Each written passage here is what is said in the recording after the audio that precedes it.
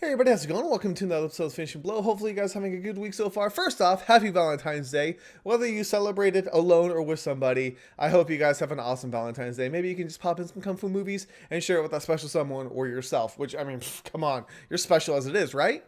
I'm done being cheesy now, but in all honesty, this week was filled to the brim with trailers. I don't know how, I don't know why, but there were a ton of trailers that came out this week, and I'm not complaining in the slightest. There's been so many weeks where I've hoped for a trailer to come out for a film, and there's a lot of cool things I want to talk about, especially for the trailers that came out this week. Let's go ahead and kick things off with Dragon Blade. Now, this is a movie that I've been kind of on the fence with. It's Jackie Chan, so I will be watching it, but I just don't feel it. I'm not feeling the vibe of this film. The dialogue seems really just off. And I don't know, I just don't think it's going to be that good of a film, and it seems like a lot of you guys are on the fence as well. This final trailer doesn't really sell me on the film. I'm definitely going to get my hands on it as soon as I can, and I'll review it to let you guys know what it is, and maybe if the trailer just doesn't do the film justice, or if it's just something you should stay away from. I'll let you know in the future, but let me know if you guys are getting the same kind of vibe from this trailer, this final trailer for Dragon Blade. It is coming out Chinese New Year, so it's right around the corner, and they really need to get their marketing up if they want people to be excited about it.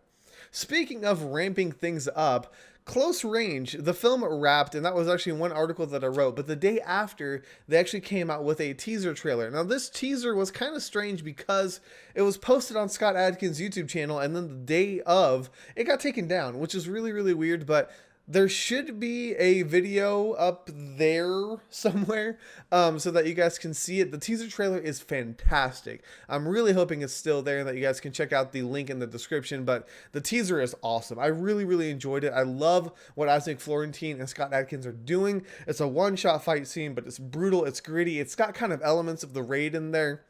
But it's just awesome. And these guys are definitely ramping things up. You know, after Ninja, Shadow of a Tear, they're doing Close Range, and then they're going to do Undisputed. And I just feel like it's going to get better and better from here on out. So be sure to check that out. It is a fantastic teaser. If you guys can check it out, definitely watch that one for sure. Alright, also, we had a trailer for The Last Knights. Now, this had Morgan Freeman and Clive Owen in it, but the main thing is it's got, what's his name? I forgot. Kiria Kazuki, of course. Why would I forget that name? Yes, it has Kiria Kazuki directing the film, and that's why I was actually most interested in it, besides the fact that Jung Do-hung is doing the choreography for the film. But I just don't know with this one. It doesn't have Kazuki's trademark style, that flair that I'm used to seeing.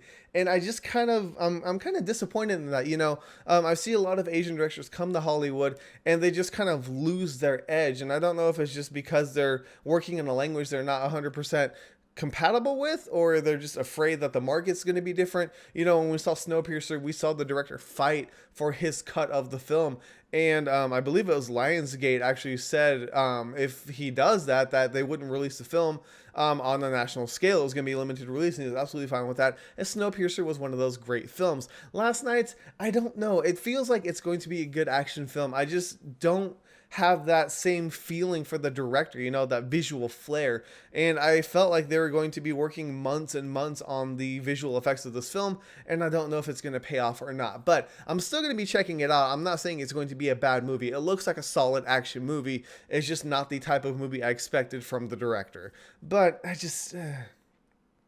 Alright, and lastly, we had a trailer for Hitman Agent 47. Now, this movie is already spades better than the original movie that came out in 2007, I believe. It looks really, really good. I don't know if it has that trademark Hitman style to it, because when I think Hitman, I think stealth. I think going unnoticed, and obviously in the trailer, it shows him going around undetected, and then at the same time, it shows him just blasting people's faces off, causing bunches of explosions, which isn't really Agent 47's style, at least not from what I'm familiar with. That's more like how I play, is I get detected in the metal detector, and the next thing I know, I'm like in the bathroom for 40 minutes shooting my way out. But that's not how Agent 47 is supposed to be. That being said, it is a very interesting take on it. I almost feel like it's wanting you to feel for the targets. Like, you don't want the primary target to be captured and eliminated by Agent 47, which is a cool way to do it. He's like an anti-hero, and you know, he's not as relatable, but we'll see how the actual story pans out, if it's going to be true to the game or not in future releases and future trailers and things like that.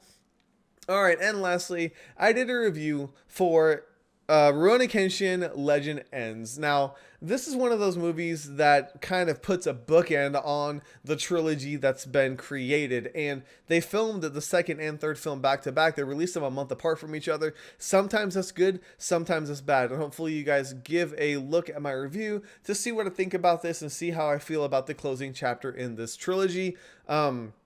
It's a very, very interesting trilogy to say the least. And, I'm glad that they released the third one so close to the second one because it kind of ends on a cliffhanger, but they didn't make you wait like a year like other films do in Hollywood, which is awesome. So, anyways, be sure to read my review and you can find out whether you should be getting your hands on that trilogy or whether you should just let it pass you by and watch out for other films.